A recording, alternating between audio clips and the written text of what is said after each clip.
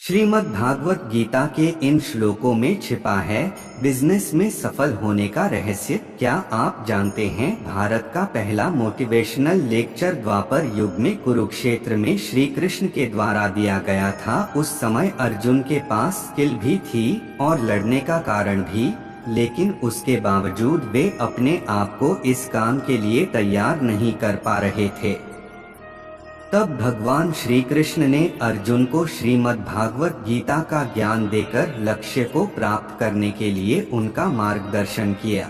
कर्मण्येवाधिकारस्ते मा फलेषु कदाचन मा कर्मफल हेतुर्भूर्मा ते संगोस्त्व कर्मणि। जब भी कोई व्यक्ति नया बिजनेस शुरू करता है तो पहले ही दिन से उसका ध्यान बिजनेस के परिणाम पर, मतलब लाभ पर या बिजनेस की सफलता पर रहता है। लेकिन श्रीमद् भागवत गीता के दूसरे अध्याय के 47वें श्लोक में भगवान श्री कृष्ण कहते हैं कि हमें कभी भी परिणाम की चिंता नहीं करनी चाहिए।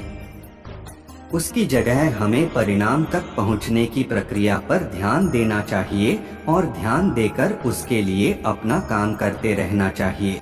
कई सारे सफल व्यवसायी भी यही कहते हैं कि हमें अपने बिजनेस को सफल बनाने के लिए सही प्लानिंग के साथ कड़ी मेहनत करनी चाहिए। सफलता अपने आप मिलती जाएगी। वासांसी जीर्णानि यथा विहाय नवानि गृह्णाति नरो प्राणी तथा शरीराणि विहाय जीर्णा न्यन्यानि संयाति नवानि देहि। जब कोई अपना बिजनेस शुरू करता है तब वह बिजनेस ग्रोथ के लिए एक प्लान तैयार करता है, लेकिन मार्केट और अन्य परिस्थितियों को देखते हुए इस प्लान को समय समय पर अपडेट करना जरूरी है। इस श्लोक को यदि देखा जाए तो इसका अर्थ यही निकलता है कि हमें सदैव सतर्क रहकर हमेशा नए नए अवसरों की तलाश कर अपने बिजनेस को बेहतर बनाते रहना चाहिए। क्रोधात् भवति सम्मोहः सम्मोहात् स्मृति विभ्रमः। क्रोधात् भवति सम्मोहः सम्मोहात् स्मृति विभ्रमः। स्मृतिभ्रंशात् बुद्धिनाशो बुद्धिनाशात् प्रणश्यति। इस श्लोक के अनुसार गुस्से का परिणाम बुद्धि के नाश के रूप में होता है। जब मनुष्य गुस्सा करता है तब वह अपने सोचने समझने की शक्ति खो देता है। बिजनेसमैन को कदम कदम पर कई जरूरी फैसले लेने पड़ते हैं। ऐसे में बिजनेसमैन को हर कदम पर सचेत रहकर विवेकशील रहना होता है। यदि वह गुस्सा करके अपना विवेक खो देता है तो उसे और उसके बिजनेस को नुकसान उठाना पड़ सकता है।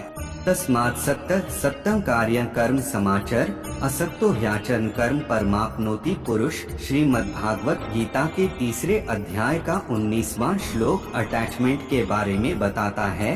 सभी को अपने जीवन में कभी भी किसी व्यक्ति या वस्तु से ज्यादा अटैच नहीं होना चाहिए। कोई भी बिजनेस किसी विशेष आइडिया के साथ शुरू होता है। यदि वह आइडिया काम नहीं कर रहा है या उसमें बदलाव की जरूरत है, ऐसे में यदि उस आइडिया के प्रति अटैचमेंट होगा तो हम उसे बदल नहीं पाएंगे और नुकसान उठा सकते हैं।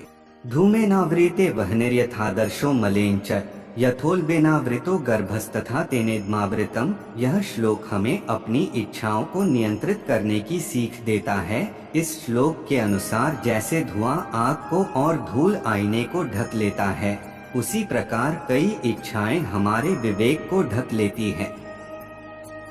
जब मनुष्य इच्छाओं के जाल में फंसता है तो वह अपने ज्ञान का सही तरीके से उपयोग नहीं कर पाता। एक बिजनेसमैन के लिए यह जरूरी है कि वह विवेकपूर्ण रहकर सभी निर्णय ले।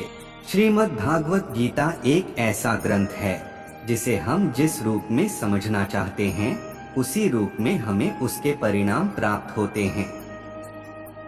यदि श्रीमद् भागवत गीता को हम बिजनेस या स्टार्टअप को ध्यान में रखकर समझें और उस पर अमल करें तो हम अपने बिजनेस में सफलता प्राप्त कर सकते हैं।